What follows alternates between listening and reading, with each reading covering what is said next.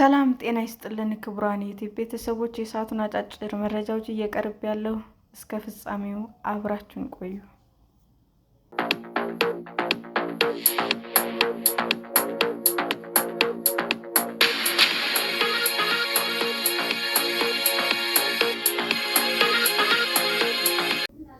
በደቡብ ኢትዮጵያ የተከሰተው ደም መፍሰስ የሚያስከትለው በሽታ ምንድን ነው? ሕክምናስ አለው?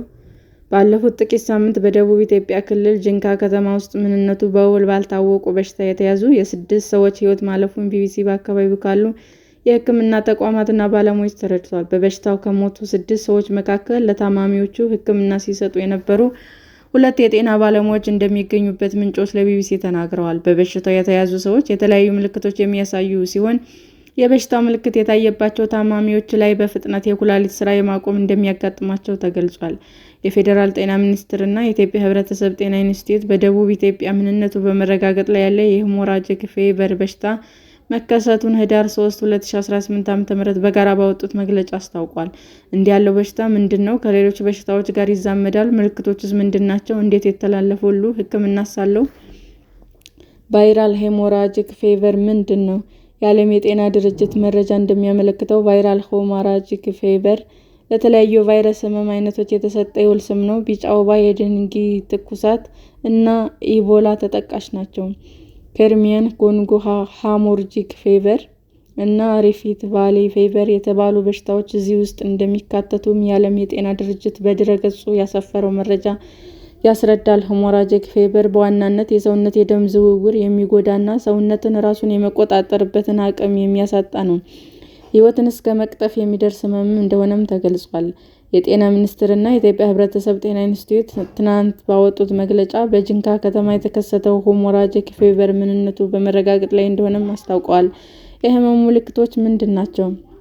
የጤና ሚኒስቴር እና የሕብረተሰብ ጤና ተቋም ባወጡት መግለጫ ላይ የህመሙ ምልክቶች እንደሆኑ ከዘረዘራቸው ውስጥ በአፍ፣ አፍንጫ እና ሌሎች የሰውነት ክፍሎች መድማት የሚለው ይገኝበታል። ትኩሳት፣ ማስቀመጥና ማስመለስም በምልክትነት ጠቅሰዋል።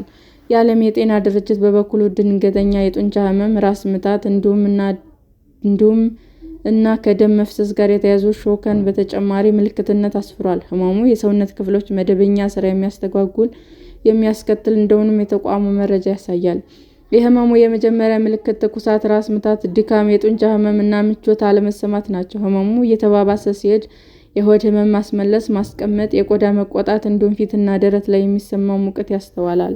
ህመሙ በተባባሰባቸው ሰዎች ላይ ከመጠን ያለፈ ደም መፍሰስ ይከሰታል። ከአፍ እና ከአፍንጫ እንዲሁም ከሌሎች የሰውነት ክፍሎችም ደም ይፈሳል። የህመሙ የመጀመሪያ ምልክቶች ትኩሳት፣ ራስ ምታት፣ ድካም፣ የጡንቻ ህመም እና ምቾት አለመሰማት ናቸው። ህመሙ ከፍተኛ ደረጃ ላይ ሲደርስ ከፍተኛ ደም መፍሰስ እና ሞት ያስከትላል። እንዴት ይተላለፋል? የዓለም የጤና ድርጅት እንደሚለው በበሽታው ከተያዙ ሰዎች ጋር ቀጥተኛ የአካል ንክኪ ወይም በበሽታው ከተያዙ ሰዎች ሰውነት የሚወጣ ፈሳሽ ወይም ደም መንካት ህመሙ እንዲተላለፍ ያደርጋል።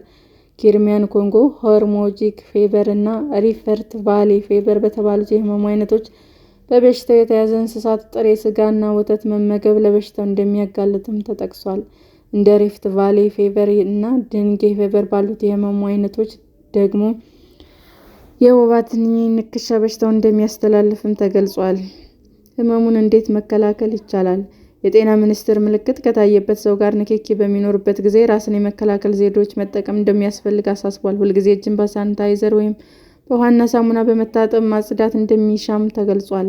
የዓለም የጤና ድርጅት ወይም በምህጻረ ቃሉ VHFS በሚል አጠቃላይ መጠሪያ የተጠቀሰው ህመም በመላው ዓለም እየተባባሰ የመጣ ስጋት ነው ሲልም ይገልጻል።